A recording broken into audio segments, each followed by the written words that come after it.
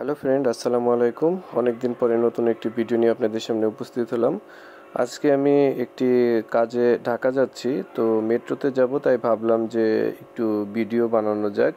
অনেক দিন ধরেই চ্যানেলে ভিডিও দেওয়া হয় না, তাই চলে এলাম নতুন একটি ভিডিও নিয়ে।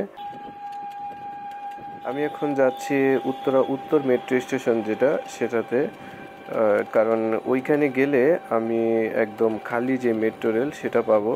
এর আগে কিন্তু উত্তরা সেন্টার পড়ে, কিন্তু আমি সেন্টারে যাইনি, কারণ আমি এর আগে অনেকবার যাতায়াত করছি। সেন্টার থেকে আসলে কোনো সিট পাওয়া যায় না, খালি অবস্থায় কিন্তু থাকে উত্তরেই।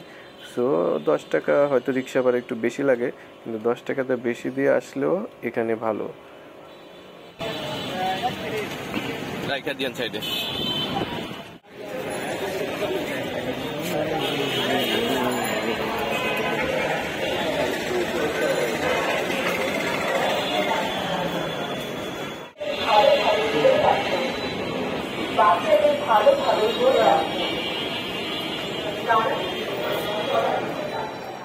ভিতরে আসার পরে পরিস্থিতিটা একবার দেখেন, কত বড় টিকিটের লাইন। টিকিট কাটার জন্য ওয়ান ওয়ে টিকিট, সেই টিকিটের লাইন হয়েছে 4টা থেকে 5টা। এই লাইনে যদি দাঁড়াইতাম আমি, তাহলে তো আমার আর না হইলেও 2 ঘন্টা লাগতো টিকিট কাটতে। যাক, ভাগ্যিস বলো আমার কাছে মেট্রোর কার্ড আছে, এমআরটি পাস, সেটা দিয়ে কোনো ভেজাল ছাড়া, কোনো যানজট ছাড়াই, সিরিয়ালে দাঁড়ানো ছাড়াই একদম ইজিভাবে চলে গেলাম।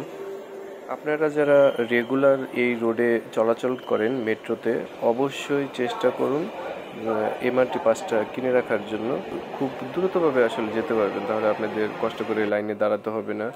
আবার লাইনে দাঁড়ালে অনেক সময় দেখা যায় ভাঙতির জন্য টিকিট দেয় না।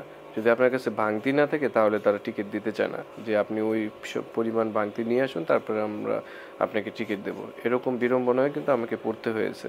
সবসময় কার্ডের টাকাটা তো চেক করা যায়, যখন আপনি প্রেস করবেন তখন কিন্তু কত টাকা আপনার আছে কার্ডে সেটা দেখায়। সো যখন একটু লো ব্যালেন্স হবে, তখন আপনি আবার ব্যালেন্সটা রিচার্জ করতে পারবেন। মেট্রো স্টেশনের নিচেই কিন্তু বুথ আছে, আবার মেট্রো স্টেশনের ভিতরেও বুথ আছে, যেখান থেকে আপনারা কার্ড ক্রয় করেন। সেখানে কার্ড দিলেই, তাদেরকে বললেই তারা এটা রিচার্জ করে দেবে।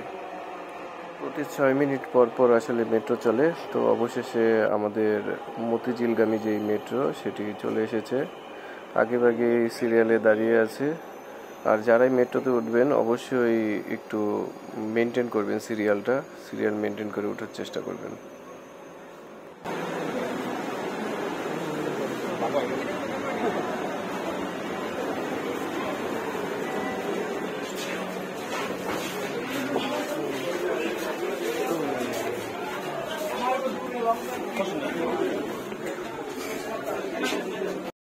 মেট্রোতে ওঠার পর কিন্তু বাহিরের এই দৃশ্যগুলো দেখতে ভালোই লাগে। প্রতিটি গাছে কিন্তু এখন ফুল ধরেছে, এইগুলো দেখতে কিন্তু আরো খুব বেশি ভালো লাগছে। জানালার প্রতিটি ফ্রেমই মনে হচ্ছে এক একটা ওয়ালপেপার।